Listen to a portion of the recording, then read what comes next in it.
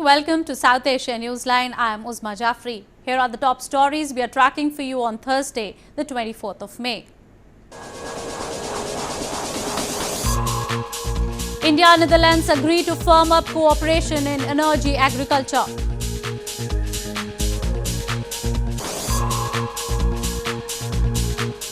UN chief urges Afghan government to protect civilians from violence.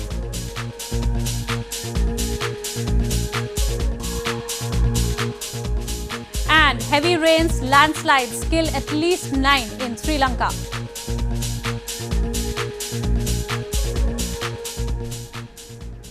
And now for all the details. India and the Netherlands on Thursday explored cooperation across multiple sectors at a CEO's roundtable meeting attended by Indian Prime Minister Narendra Modi and his Dutch counterpart in New Delhi. Modi also expressed happiness that Netherlands became a member of the International Solar Alliance on his personal invitation. Netherlands Prime Minister Mark Rutte met his Indian counterpart Narendra Modi in New Delhi on Thursday to boost bilateral ties between the two nations. The Dutch leader arrived in India on a two-day official visit on Thursday, accompanied by a strong business delegation. His last visit to India was in June 2015. Both the leaders also held a roundtable meeting with Chief Executive Officer from both the countries to boost trade and investment ties. Following the meeting with business leaders, both the sides signed several pacts to boost cooperation in areas including trade, technology, innovation and agriculture. Indian Prime Minister Narendra Modi also hailed the Netherlands for becoming part of the International Solar Alliance.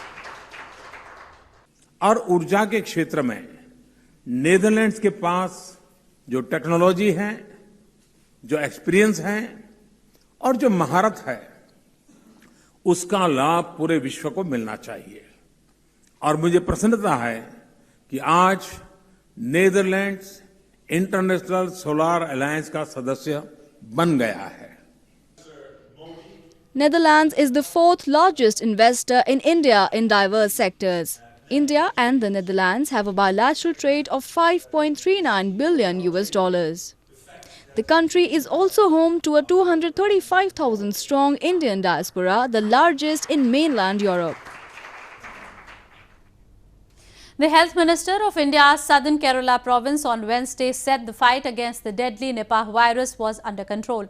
At least 11 people have died in the province due to the dangerous virus, which causes flu-like symptoms and brain damage. India's Southern Kerala Province Health Minister on Wednesday said that the fight against the deadly Nipah virus in Kozhikode region was under control. The minister made the statement on the sidelines of an event to remember nurse Lini, who died after getting infected by the virus while treating its patients. She was one of the few medical professionals who were treating the initial few cases of the virus, which is spread by fruit bats and can cause flu-like symptoms and brain damage. We think the situation is under control now, but we should have to carry over that precaution works because incubation period is there about this Nipah virus attack. That is 18 days they are saying, but 36 days we have to watch each and everything. At least 11 deaths have been reported due to the deadly virus in Kerala. The provincial government has announced compensation of nearly $73,000 to all the deceased. As per the World Health Organization or WHO, there is no vaccine for the Nipah virus. The usual treatment is to provide supportive care. While the cause of the outbreak is still being investigated, visiting national health officials tied the initial deaths to many bats in a well in Kerala from which the victims drew water. Moving on. For decades, the illegally occupied region of Gilgit Baltistan has been subjected to discrimination and state-sponsored persecution by Pakistan. Islamabad has time and again imposed draconian laws and policies and meted out a stepmotherly treatment to people of the region. Gilgit Baltistan Order 2018, a document which essentially seizes the power of Gilgit Baltistan Council and entrusts Pakistan's Prime Minister with indisputable authority of Gilgit Baltistan, was officially promulgated on May 21st. Members of the Gilgit Baltistan Legislative Assembly blame the order that boast of empowering the people of the region is in reality designated tactfully to further suppress the beleaguered people of the region. The unilateral decision has drawn the disappointment and the ire of civilians and political leaders cutting across party lines. आज भी गलत हो रहा है ना, हमारे सामने नजर आ रहा है। आज ठीक है कि गवर्नमेंट कुछ आईनेक्स को देख के चल रही है जहां उनकी मुफाद है। हम समझते हैं कि 2018 ऑर्डिनेंस अगर नाफिज हुआ तो याद रखें कि बल्तिस्तान फिर दोबारा उठ नहीं सकेगा। As per the new document, Pakistan's Prime Minister will oversee the management of Gilgit Baltistan instead of Gilgit Baltistan Council. He will also have the final authority on legislation and policies of the government of Gilgit Baltistan. He only will levy taxes and no decree or order could be issued against him. Locals in Gilgit Baltistan have long accused Pakistan for denying them basic rights and imposing draconian laws and policies without any constitutional representation. They are now gearing up to launch a resistance campaign against the new law. In news from Afghanistan, the United Nations Secretary General has urged 6 countries, including Afghanistan, to protect their civilians from violence and conflicts. While speaking out at a Security Council meeting earlier this week, the UN chief outlined 3 ways in which governments could safeguard civilians and end wars. United Nations Secretary-General Antonio Guterres has urged governments of 6 countries, including Afghanistan, to protect their civilians from violence.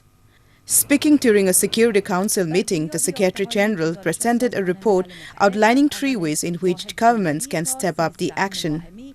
He noted that last year, more than 26,000 civilians were killed or injured in Afghanistan, the Central African Republic, Iraq and Yemen, which are affected by conflicts.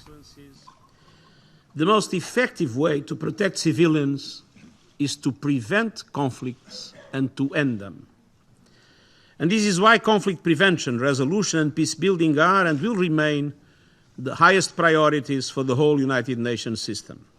The UN report says more than 100,000 people have been displaced in Afghanistan since the beginning of the year due to conflict and natural disasters. According to the report, more than 10,000 people were displaced temporarily due to the terror group Taliban taking over parts of Farah city on May 15, and more than 400,000 people were displaced due to conflict in the country last year. Moving on to news from Sri Lanka. At least 9 people have been killed due to heavy monsoon rains in Sri Lanka. Authorities now have warned of more than 150 millimeters of rain in the country, where about 38,000 people have already been affected by the floods and the heavy rainfall so far.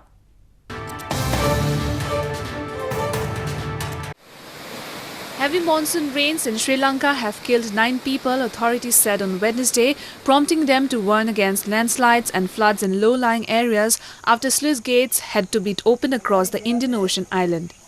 Meanwhile, the head of the country's disaster management agency warned more than 150 millimeters of rainfall was expected on Thursday.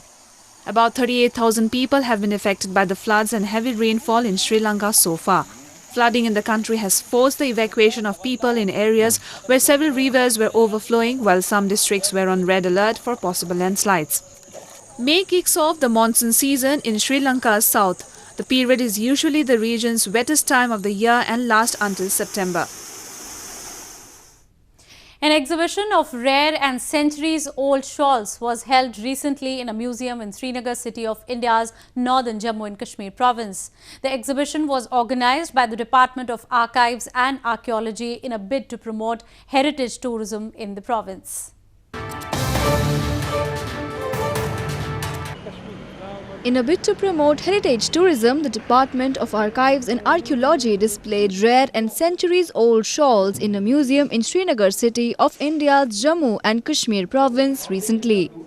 The Sri Pratap Singh or SPS Museum in the city has preserved a rich legacy of Kashmir's olden arts and crafts and different types of shawls. The earliest shawls housed in the museum date from Afghan period of late 17th century to 20th century modern period. My impression is that it's a very special place, and I'm of the opinion that we really must treasure our cultures if we want to maintain our humanity in this mechanical digital world that we're engrossed in now. Apart from rare shawls, handwork in papier-mâché, wood carvings were also displayed in the exhibition. Visitors, including students and tourists, visited the exhibition and took keen interest in the history of the valley. In a simple yet unique wedding, as many as 25 underprivileged couples tied the nuptial knot during a mass marriage ceremony in India's eastern Siliguri city recently. The gesture by the organizers aimed at reducing financial burden on the families of the brides.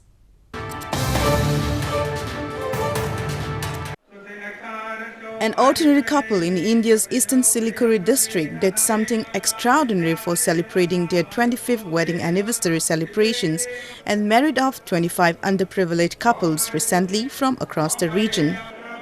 The organizers, Gopal and Sunita Gupta, looked especially ecstatic on watching the happy couples tie their nuptial knot. The ceremonies were held according to Hindu rituals and revelry of music, dance and with families of the couples. हम लोग 25 जोड़े के साथ शादी हो रहा है। हम लोग सब मतलब आस-पास के दोस्त लोग हैं। मज़ा लग रहा है हम लोग को, अच्छा लगा। यहाँ पे खुशी भी लगा, इतना मतलब अच्छा माहौल में शादी हो रहा है हम लोग को। यहाँ हम लोग का मतलब उतना मतलब थोड़ा गरीब परिवार से हम लोग का उतना नहीं है। The couples were presented with gifts, including basic commodities, clothing items, sweets, among other things essential to start a new life. हमारा शादी का 25वें सालगिरह है आज। मैंने समझा कि 25वीं सालगिरह में मैं कुछ नया करूं, तो मेरा मन में विचार आया कि क्यों ना मैं 25 जोड़ा का शादी कराऊं। तो इसलिए मैं ये 25 जोड़ा का शादी करा रहा हूं कि आजकल आदमी बड़े-बड़े प्रोग्राम करते हैं, करोड़ों लाखों रुपया फूंक देते हैं। Group marriages are becoming popular, especially among the financially disadvantaged sections of the Indian society, as they reduce worries of monetary implications among parents. Scores of Hindu devotees thronged to take a holy dip in river Ganges in India's northern Uttar Pradesh province on the occasion of Ganga Era on Thursday. The devotees also offered prayers on the occasion that marks the descent of the holy river on the earth.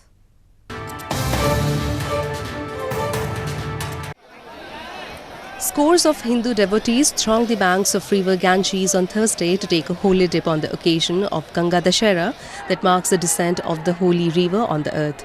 The festival was celebrated with much fervour in the temple towns of India's northern Varanasi city.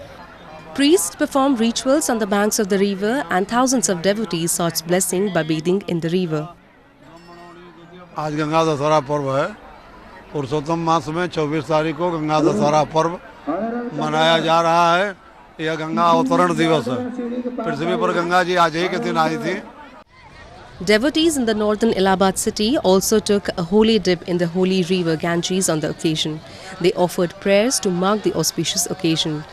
Regarded as the celestial river originating in the heavens, the legend holds that Ganges was gifted to mankind in response to the great penance undertaken by King Bhagirath, after whom she is also called Bhagirathi. Well, that's the way it was in South Asia this evening. Before we conclude, the top stories once again. India and Netherlands agree to firm up cooperation in energy agriculture.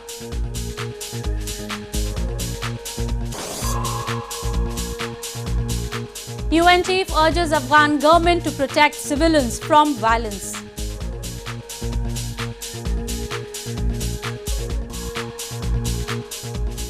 And heavy rains, landslides kill at least 9 in Sri Lanka.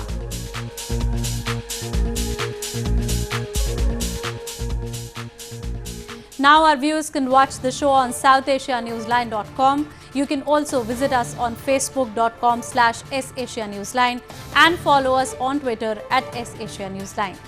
That's all in tonight's edition. We will see you same time tomorrow. Good night.